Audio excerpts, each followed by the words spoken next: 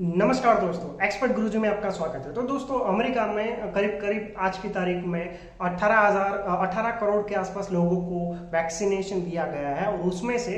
10 करोड़ से ज़्यादा लोगों को करीब 2 डोज दे दिया है। ठीक है, तो इसमें बहुत ही रोचक उसका जो सर्वे है वो बाहर आया है। उसमें ऐसा कहा गया है कि ये 10 करोड़ में से सैंपल रैंडम सैंपलिंग 5% लोगों ने वॉलेंटरली अपने हिसाब से सैंपल्स दिए थे और वो सैंपल्स में देखने की ये खूबी वाली बात बाहर आई है कि उसमें से करीब 0.01% लोगों को ही वैक्सीन लेने के बाद दूसरी बार कोरोना से इफेक्ट हुए थे और वो इफेक्ट होने के बाद भी वो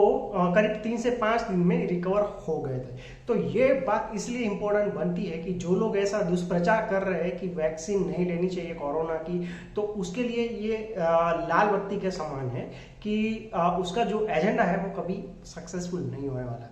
चाहे अमेरिका में मॉडर्ना हो, फाइजर हो या फिर जॉनसन एंड जॉनसन की आप वहाँ पे वैक्सीन की बात हो रही है, या फिर इंडिया में चाहे वो कोविशील्ड हो या फिर कोवैक्सीन हो, आपको ये कोरोना की वैक्सीन लेनी ही लेनी है क्योंकि ये आपके लिए और आपके आसपास रहने वाले सभी लोगों के लिए इतना ही इम्पोर्टेंट है जितना हमें बाहर जाने के लिए कपड़े इम्पोर्टेंट है। ऐसे बिना कपड़े तो हम बाहर नहीं जा सकते। तो ठीक उसी तरीके से हम आगे हमें अच्छी तरीके से जीना होगा, तो ये जो कोरोना की वैक्सीन है वो लेना पड़ेगा। दूसरी बात, जो लोग बाहर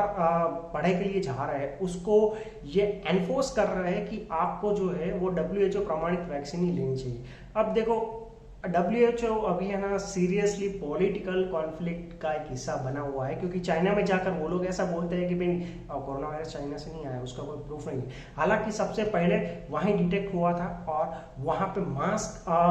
मास नंबर ऑफ मास जो होता है केसेस ज़्यादा बढ़ने वहीं पर लगे थे और जनवरी तक तो ऐसा हुआ था कि वुहान को पूरा का पूरा सील कर दिया था पूरे के पूरे आसपास के इलाकों से, और उसके बाद धीरे धीरे 2-3 महीने में वहाँ पे कोरोना चला जाता है और पूरे दुनिया में ऐसा फैल जाता है जैसे कि ये अचानक उभर किसी का श्राप लगा हुआ हो। तो ये देखने वाली बात ये है कि ये पूरा का पूरा जो है WHO का भी ये स्कैंडल में शामिल है और ये इसलिए हुआ है क्योंकि उसने सिर्फ अमेरिका की जो 3 वैक्सीन है फाइजर, मॉडर्ना और जॉनसन एंड जॉनसन, उसको ही वैक्सीन को मंजूरी दी है कि हाँ भैया आप ये वैक्सीन लगाओ तो अच्छा रहे। भारत में जो बनी हुई है मेड इन इंडिया हैदराबाद की कोवैक्सीन, उसको अभी तक अप्रूवल नहीं दिया। उसका रीजन ये है कि भाई ये हम उसको अप्रूवल नहीं देंगे, जबकि कोविशील्ड जो है उसको इसीलिए अप्रूवल दिया है क्योंकि उसका जो R&D हुआ था वो ब्रिटेन में हुआ था, UK में हुआ था, इसलिए इसको मंजूरी यहाँ पे मिल गई है, बनाने की मंजूरी। तो ये बात हमेशा याद रखनी होगी, चाहे चाइना हो या चाहे वेस्टर्न कंट्रीज हो, भारत के इंटरेस्ट को हमेशा ये लोगों ने दरकरार करके अपने इंटरेस्ट को ज़्यादा महत्व दिया है। चाहे हम कितनी भी अफेक्टिव वैक्सीन क्यों ना लगा ले, किंतु अगर उसको द्वारा सर्टिफाइड नहीं होती है तो पूरी दुनिया में ऐसा शक होता है कि नहीं ये वैक्सीन अच्छी नहीं है। हालांकि ये बहुत झूठी बात है क्योंकि भारत की जो कोवैक्सीन है, मैं आपको बता रहा हूँ कि वो कोवैक्सीन इतनी इफेक्टिव है कि वो भारत में जो नया वेरिएंट जो मिला था उसको डेल्टा नाम दिया है, उसके सामने भी ये कारगर है। ये अगर किसी को कोई वैक्सीन लेता है कोरोना की तो ऐसा नहीं है कि उसके बाद उसको कोरोना नहीं होगा, किंतु अगर वैक्सीन ली है तो अगर कोरोना वायरस आपके बॉडी में एंटर भी होगा तो बॉडी में ऑलरेडी जो एंटीबॉडीज है वो जो भी नया आएगा उसको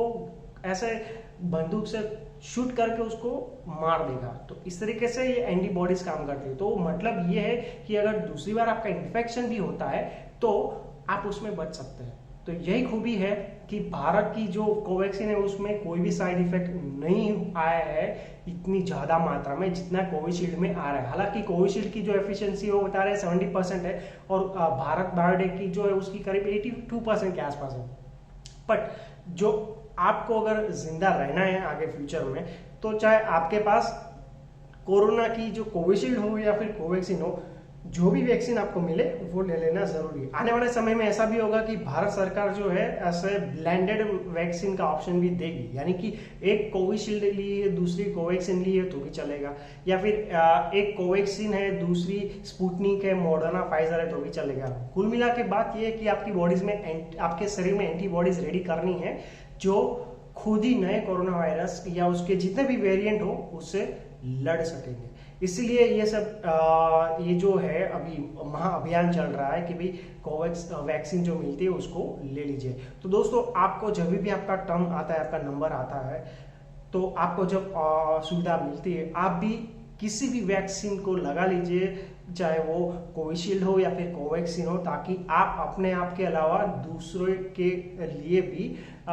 उसके प्रोग्रेस के लिए भी अपना योगदान देंगे। क्योंकि ये जो महामारी आने वाले समय में शायद ऐसा भी हो सकता है कि अगर जिसने कोवैक्स किसी भी वैक्सीन नहीं लिया है उसको आने जाने में ब्लॉकेज हो सकता है, यानी कि उसकी मूवमेंट रिस्ट्रिक्टेड हो सकती है। तो ऐसा ना हो इसलिए कृपया वैक्सीन जरूर ले लीजिएगा। Thank you very much for watching this video.